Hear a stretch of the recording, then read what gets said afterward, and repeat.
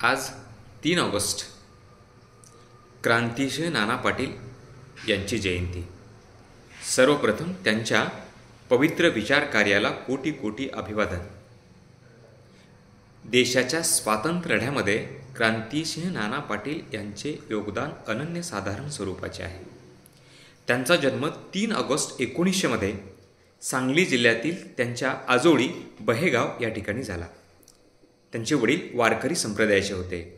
बालपणीच नाना पाटलांच्या गळ्यात माळ पडली। त्यांनी शिक्षणाबरोबर तालमीत जाण्यालाही सुरुवात केली।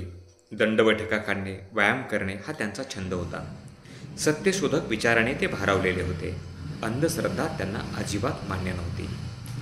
1930च्या मिठाच्या सत्याग्रहामध्ये त्यांनी सहभाग घेतला आणि पुढे 1942च्या चले जाव आंदोलनामध्ये ते सक्रिय झाले। 1942 ते 1945च्या दरम्यान सातारा सांगली परिसरात त्यांनी प्रतिसरकार उभे केले। ज्यावेळेस 1945ला ब्रिटिश पार्लमेंटमध्ये एका सदस्याने विन्स्टन चर्चिलला एक प्रश्न विचारला। तो प्रश्न असा होता की भारतात सातारा परिसरामध्ये एक समांतर सरकार सुरू आहे, हे खरे आहे काय? आपल्या साम्राज्यावर कधीच सूर्य मावळत नाही असा घमेंड असणाऱ्या इंग्रज सरकारलाही आणि विन्स्टन चर्चिललाही या प्रश्नाचं नीटसं उत्तर देता आलं नाही। यामध्ये क्रांतिसिंह नाना पाटील यांची बहादुरी, त्यांचं धैर्य, धाडस आणि त्यांचं प्रतिसरकार आपल्या लक्षात येतं। स्वातंत्र्याच्या जन आंदोलनामध्ये त्यांनी खूप मोठा लढा दिला। भारत माता की जय असं म्हणत ते आपल्या भाषणाला सुरुवात करत आणि त्यांच्या भाषणाला अलोट गर्दी व्हायची।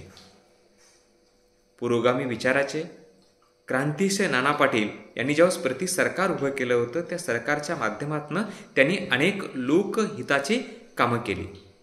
अंधश्रद्धा निर्मूलन, स्त्री पुरुष समता, नशाबंदी, हुंडाबंदी यासारखे काही अतिशय महत्त्वाचे निर्णय देखील त्यांनी प्रतिसरकारच्या माध्यमातून घेतल्याचे आपल्या लक्षात येतं।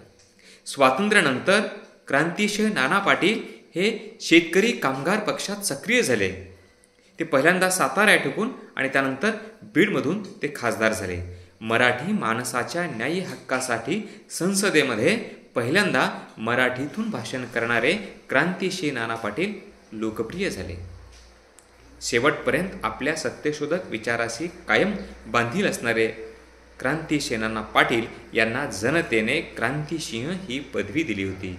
त्यांच्या धैर्य, धाडस आणि पराक्रमाला हा बहुमान होता। क्रांतिसिंह नाना पाटील यांच्या विचार कार्याला कोटी कोटी अभिवादन। जय हिंद, जय भारत।